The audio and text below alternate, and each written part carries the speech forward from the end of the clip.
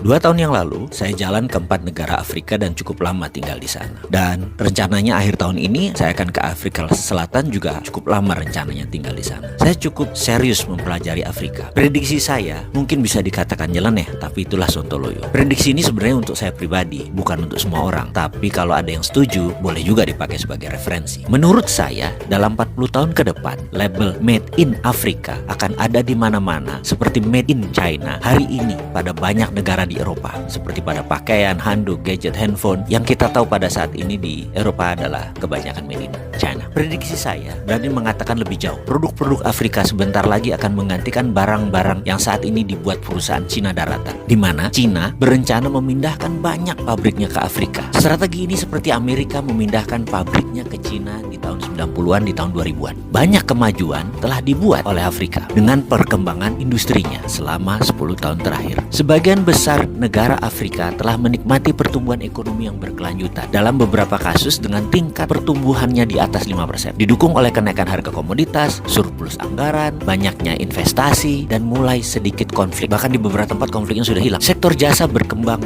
di seluruh benua Afrika. Sementara boomingnya telekomunikasi didorong juga oleh penggunaan ponsel, penetrasi internet sangat berperan untuk majunya Afrika. Terutama yang paling utama adalah sektor layanan keuangan, sangat dinamis. Benar ada fakta bahwa 28 negara termiskin di dunia berada di Afrika. Setengah dari penduduknya hidup dalam kemiskinan tanpa akses hak asasi manusia dasar seperti makanan, air bersih, dan perumahan. Sementara 2 dari 5 orang di Afrika masih buta huruf. Pertumbuhan ekonomi produk domestik bruto per kapitanya hanya 1.770, sekitar seperempat dari negara Asia. Transformasi berkelanjutan membutuhkan pendekatan baru yang radikal. Itulah idenya Cina membangun Afrika. Tentunya untuk kepentingan Cina. Sudah ada 23 negara yang diikat dengan One Belt One Road-nya China. Mengapa Cina membangun Afrika? Cina meniru persis apa cara Amerika menyedot aset nasional Cina, yaitu tenaga kerja terampil di tahun 90-an. Namun strategi Cina di Afrika lebih sakti lagi karena strategi pendanaan obornya bisa mengikat sebuah negara dalam jangka panjang. Amerika kala itu lupa mengikat, jadi lepaslah Cina. Dan Cina tidak akan lakukan itu di Afrika. Cina akan lebih dalam memegang Afrika. Bagaimana cara Cina membangun Afrika?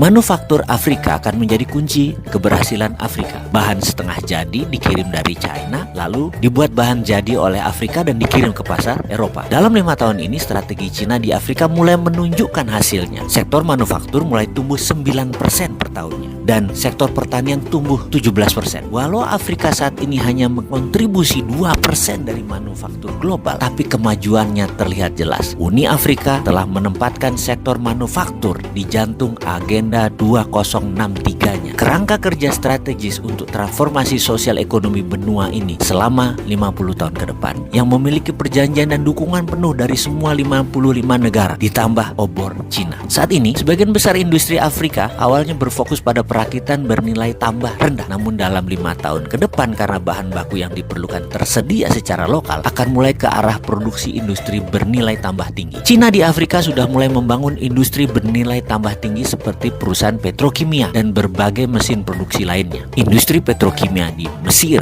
misalnya, potensi untuk menciptakan ribuan tenaga kerja langsung, dan saya perkirakan akan membantu melipat gandakan ekspor Mesir dalam beberapa tahun ke depan. Untuk pertama kalinya Afrika akan memiliki industri dasar seperti plastik, bahan bangunan, suku cadang otomotif yang memungkinkan mereka memproduksi berbagai macam perakitan secara lokal. Afrika itu mulai menggeliat positif terutama pada saat ketegangan perdagangan antara AS dan Cina yang berdampak pada produksi kedua negara tersebut. Kebanyakan Afrika yang mengambil keuntungan. Secara demografi, Afrika pada tahun 2050 akan memiliki tenaga kerja yang lebih besar dan lebih muda dari Cina atau India. Sektor manufaktur dikembangkan Made in Afrika akan mencapai Eropa lebih cepat karena terjauh jaraknya hanya 10 hari dari Eropa melalui laut. Jika diproduksi di Cina akan memakan waktu perjalanan lebih dari 40 hari untuk barang tiba. Cina dirugikan sejak awal karena jarak. Karena itu Cina serius membangun Afrika untuk berdagang. Kalau Indonesia, kemana grand plan-nya? Maaf nih ya, menanya.